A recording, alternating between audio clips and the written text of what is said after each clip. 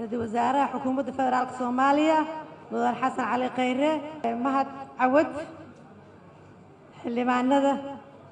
قدوميها قبل كبنادر عمر فينش يكحو جنديسة وزير حكومة الفدرالية الصومالية قدوميها قدك دورشوين كحليم يري وحنكو سلامة يا سلامة إسلامك السلام عليكم ورحمة الله وبركاته وحا فرحدي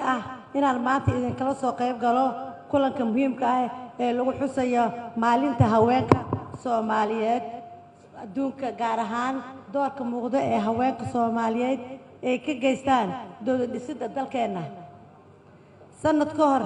markii aan shirkaan oo kale iskugu nimid waxaan is xasuusinay ahmiyadda ay leedahay in laga shaqeeyo midnimada haweenka Soomaaliyeed sidii aan uga daba tagi lahayn dalalkana dhaafe oo ay iyo kuwa gobolkaba waxaa la taaban karana inaan la ka qabano daryeelka hooyada iyo dhalaanka Soomaaliyeed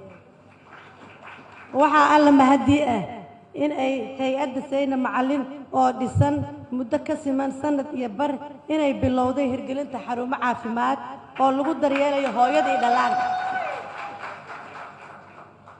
oo kii ugu horeeyay aan ka soo dhagax dhigay aniga iyo walaalkay madaxweyne Cabdicasiis Lafta Gareen magaalada taariikhiga ah ee Baraawo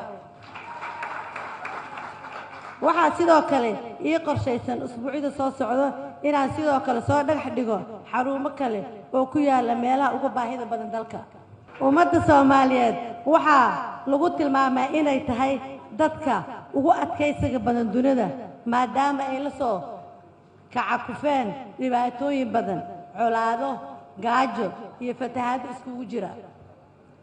musiibadii ugu dambeysay waa tii ku habsatay qaybo ka mid ah gobolka Hiiraan magaalada Bardaale iyo sidoo kale Baardheere adkaysiga aad maqasheen marka laga hadlaayo ma ah rag Soomaaliyeed ee waa hooyooyinka duruufaha adag ka soo gudbay ma aha odayaasha ee waa haweenka u istaagay inay ku koriyaan ubadkooda saboolnimo iyo agoonnimo ma aha wiilasha ee waa gabdhaha yaryar oo ka soo badbaaday kufsiga gudniinka fircooniga ah iyo daryeelka xumada ay la kulmaan xilliga uurka iyo dhalidda gabdhaha Soomaaliyeed ma jirto maalin ay ka aqoon badan yihiin kana waaye aragsan yihiin kana dhiifoon yihiin maadaama haatan nalagu tilmaamo inaan nahay dalka ugu liita dhinacyada umal raaca dhimashada carruurta ka yar 5 sano waa inaan khibrad waaye aragnimo iyo dhaqaalaha aan maanta hayan hooyooyinka Soomaaliyeed uga faa'iideeyaan sidii loo horumarin lahaa arrimahan marka laga soo tago dhismaha iyo dhagax dhiga xarumaha caafimaad oo hooyooyinka iyo dhalaanka loogu talagalay waxaan dabayaaqadii sanadkan hore aniga oo kaashanaya gabdhaha Soomaaliyeed ee waqooyiga Ameerika iyo culimada sharafta leh u istaagnay inaan gacan ka geysano dadkii ay dhibaatada ka soo gaareen fatahaada waxaana laba magaalo oo aan tagay eeba nagu guulay inaan ururino lacag ku dhow $100,000 oo si toos ah loogu wareejiyo gudiyada hawshan waday taas waxay tilmaam u tahay in wali damiirka dadka Soomaaliyeed nool yahay iyo iskaashiga uu yahay sida kaliya ee aan ku xallin karno culaysyada naga gudbo waxaan u guntaday inaan wax ka qabto intii karaankayga ah sidii loo yareyn lahaa culaysyada haysta gabdhaha Soomaaliyeed aniga oo la kaashanaya hay'ado caalami ah iyo saaxiibo dhigayga ah oo aan dhowr jeer safar ugu tagay sidii howlaha qorshaysan loo dhaqaajin lahaa marwo ahaan ma ii hooyo dan shakhsi ah wadata waxaan ahay hooyo ku howlan kaliya ka shaqaynta dhibaatooyinka afeeyay hooyada iyo dhalaanka Soomaaliyeed jecelna in meesha laga saaro dhibaatada guud ee dalkeena haysata waxaan rabaa in aan sii wado dadaalkaygaas oo aan u arko guusha himiladeena waxaan rajaynayaa in aan sii wado shaqada garab igu siisaan iskana kaashano marweyne aan mudanayaa halganka haweenka Soomaaliyeed wuxuu soo tixnaa muddo dheer wuxuuna soo maray heerar kala duwan halkan gobonimo doonka waxaa jira hooyooyin lafdhabar u ahaa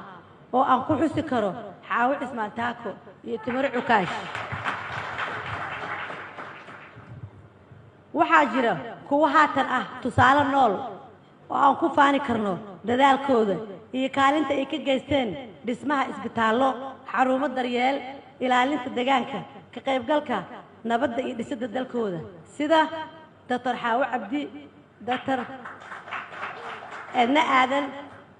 Dr. Istarliin Cabdi Caruush Shukri Xaaji Bandar Saada Cali Warsame Faadumo Jibriil Dr. Maryam Qaasim Marwa Caashe Geele Diiriye Caashe Xaaji Cilmo iyo walaashay Fartuun Cabdisalaan oo odageedii marxuum Elman iyo gabadheedii Almas ku weyday u qidmaynta dalka iyo dadka waxa aan la hilmaami karin haweenka waqtigooda tacabkooda dadaalkooda geliyay daryeelka korinta waxbarista agoomaha Soomaaliyeed waan ku faraxsanahay dadaalkiina qiimaha badan guuleysta waxaan rabaa inaan halkaan ugu mahad celiyo wasiirka haweenka iyo xuquuqul insaanka walaashay Deeqa Yaasiin Xaaji waan ugu mahad celinayaa sida ay had iyo jeer ugu ololeyso xuquuqda haweenka inta aan dhamayn hadalkayga waxaan rabaa inaan si wada jir ah ugu duceyno abwaankayna weynaa ee Maxamed Ibraahim Warsame Xadraawi oo suugaanta uu ka tiriyay hooyada aysan jirin wax la barbar dhigo marmar badan ayaan dhageystaa abaan Hadraawi aan faatixada u marno in Ilaahay caafiyo ugu dambeyn waxaan rabaa inaan halkaan ka bogaadiyo gabdhaha Soomaaliyeed har iyo habeen dadaalka ugu jira ilaalinta xuquuqda haweenka iyo guud ahaan tan aadanaha daryeelka hooyooyinka iyo carruurta iyo kobcinta agoonta gabdhaha Soomaaliyeed guul gobonimo